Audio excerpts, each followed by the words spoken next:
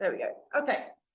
So I'm just going to take this last slot before we then break and have some questions, and then we'll have a coffee and have a chance to have a bit of a breather and decompress after the first few talks that are quite kind of intense. And then the next set are a little bit of a different discussion where we move over to kind of dilation and intimacy and cultural diversity, where we'll have Hasna and Badia chatting about their experiences.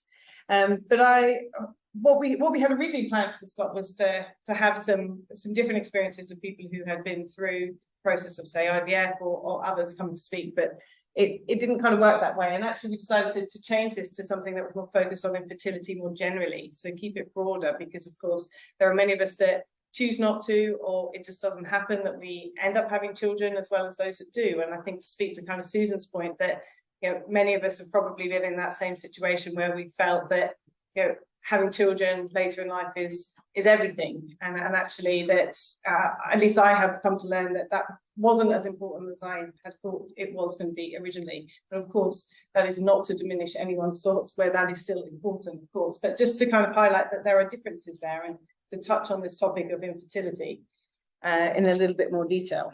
So this is me at 16. It was 16, 17, I think. I don't know if my mum might remember it. Yeah, I probably remember the but I used this slide, something similar to a recent webinar, and I thought it's for me it helped kind of define the start of my MRKH journey. So this was me a little bit like Susan, pre-MRKH, happy, smiley all the time, and I probably was after as well, but it was inside, it was a little bit different. So I was diagnosed at 17, similar to many of us in the room, I'm sure. I did dilation at 18, but I include these very crudely drawn pictures. LMA would be just probably rolling her eyes at me right now. But this is something that I remember, my mum might as well, where the first appointment we had with the specialist in London, where Dr. Edmonds at the time, he drew what the anatomy looked like very crudely on a piece of paper, and just said that this, the one on the left being something that's more average, to use the terminology Amy was using as well, and then the one on the right being what I had, something that didn't have that. So ultimately you're focused on the fact there is something missing, and that is a problem. So I think that's where the kind of narrative around how that's explained in the hospital is also has a knock-on effect in terms of how we can then feel about it ourselves and how we feel supported. I'm not going to specifically talk about my kind of journey as such with IVF, but I'll touch on it briefly. But because I did start exploring that, I have not continued to explore that. And in the end, I'm very happy with the life that I have now. But I just wanted to touch on kind of infertility in general, and how we are part of the infertility community as much as we are the MRKH, but it feels a little bit different. So I thought it was kind of important to have an opportunity to share some thoughts on that, and not least because for a long time I never considered myself to be infertile. Because when we're diagnosed and we're told that we have ovaries, and that for at least for many of us, those are functioning as, I don't want to say normal, but I'm struggling for another word. But you know what I mean, that it's, that for all intents and purposes, many people who are struggling with infertility, it's because of other conditions that are affecting both male and female, that are affecting the kind of development of eggs and sperm, and that's what's causing the infertility, which doesn't always happen in the MRKH case, and actually our fertility can be quite high.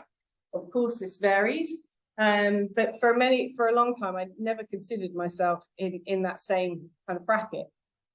And obviously, infertility is the fact we can't carry our own children, but it is often more associated with you're having regular sex and you're not becoming pregnant. Because we can't become pregnant because we don't have a uterus, not necessarily because of anything related specifically to fertility.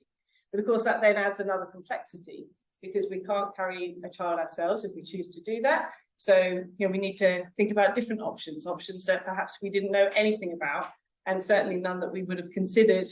And we're, just to top it all off, we're being faced with some of these challenges at 16, 17, 18, where those topics are not naturally going to be at the forefront of our minds.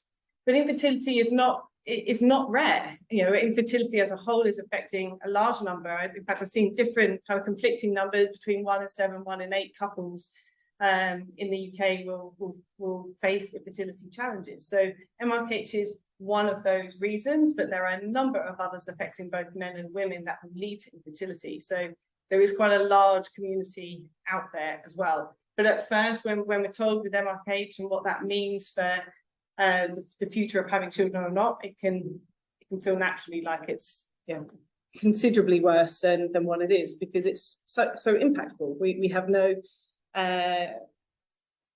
nothing to kind of compare it with that this might ever happen to us. And I think that's the hardest thing about MRKH.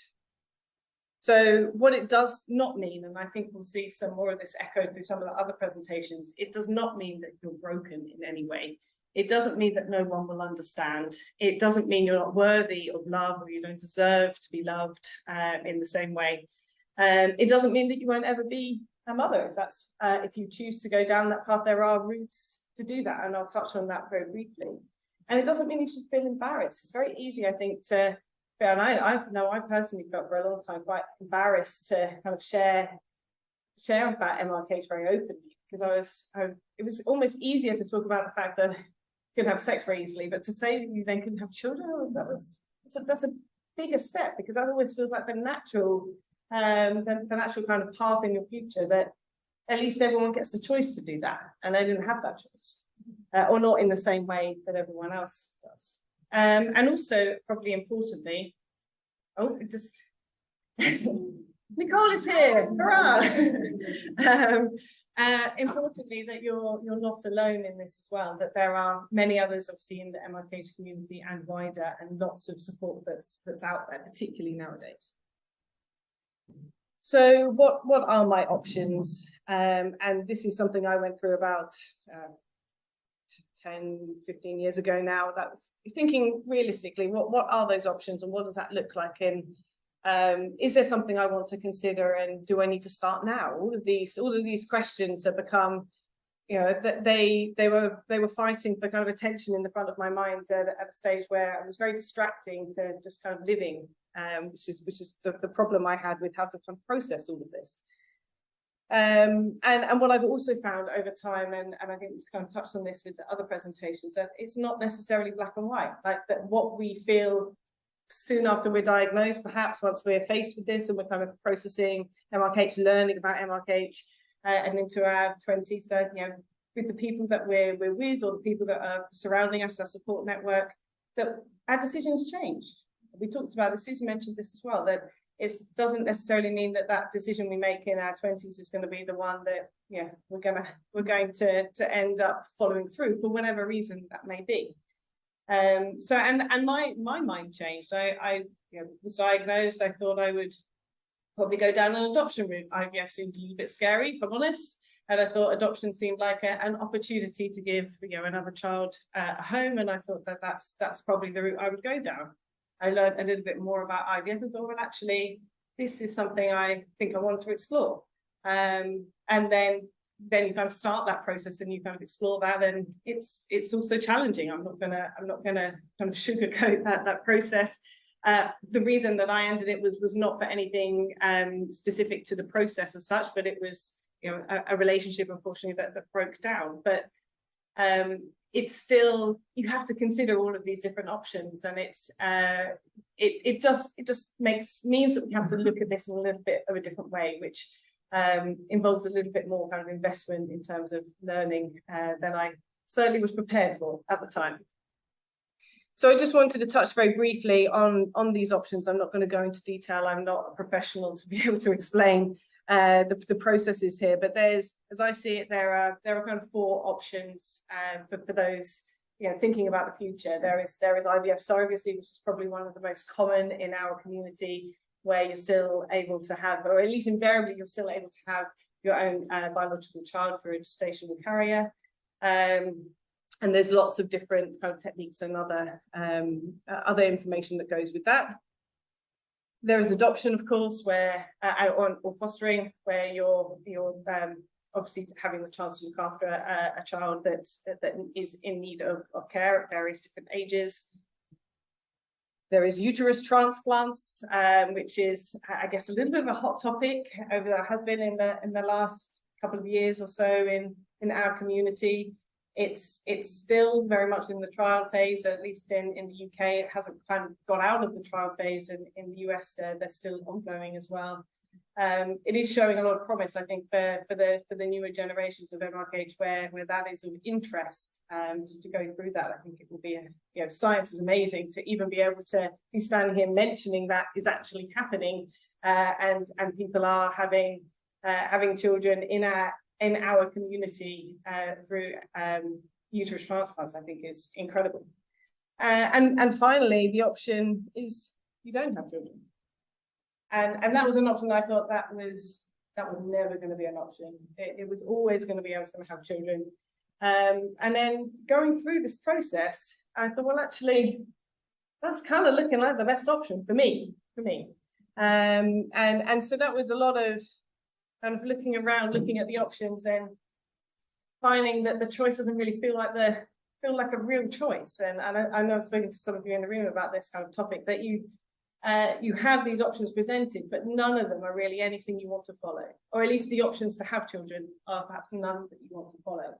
And it took me a really long time to realize that actually it was okay if I didn't want to follow one of those. That yes, the societal norms are that we will get married, have children, and everything, like we'll live in a magical castle, all this kind of stuff. But of course, in reality, as we talked about, life just doesn't work like that. And for me, I suddenly realized, why am I going through all of this stress, and even the small amount of the IVF process that I had gone through with my previous partner, was stressful. It took a lot of energy, and it was just something that in the end, just realized it just wasn't for me.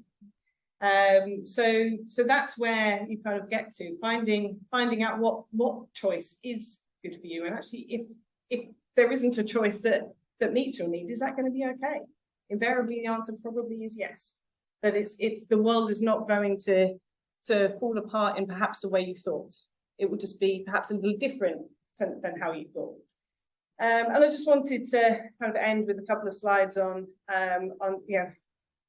finding information and support, but also on happiness. That happiness doesn't always happen at the end of a journey. Happiness is something that you kind of learn and you grow with on your journey. It's something that I think comes with a little bit of acceptance and understanding of the diagnosis. And it's not that it's something, the goal is happiness right at the end, because you're learning to love yourself and be happy with yourself and who you are as you go through that process. At least that's how I see it.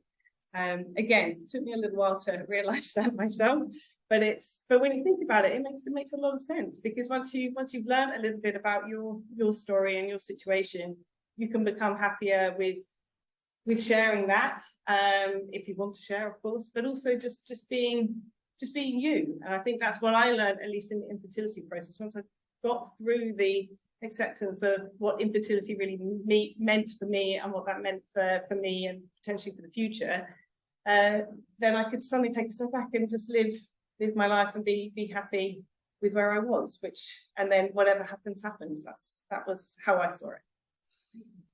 So this is my last slide, just a little bit of advice or things that I learned along the way, is spend time looking into the options. This is something that I think I probably could have done a little bit more of, or we as a couple at the time could have done a little bit more.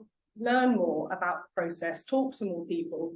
This is now even more easier now, I should say, than it was with perhaps an overwhelming amount of support that's available for these different topics. And ask questions of the medical professionals, perhaps at a fertility clinic. No question is stupid. They encourage you to ask questions. You need to feel comfortable that this is a process that could be of interest to you, and you need to feel comfortable that you understand what it entails. And find support groups. There are plenty of MRKHs who have been through different parts of this journey, whether they have chosen not to have children, whether they've gone through IVF, adoption, less so on uterus transplants, but there are a few advocates that are very public on social media about that process as well. And then, of course, there are other organizations, fertility organizations, who have support groups where you can share with others who are having those same challenges about how kind of get your head around this process. And talking to each other, not just kind of talking to in support groups, talking to your partner,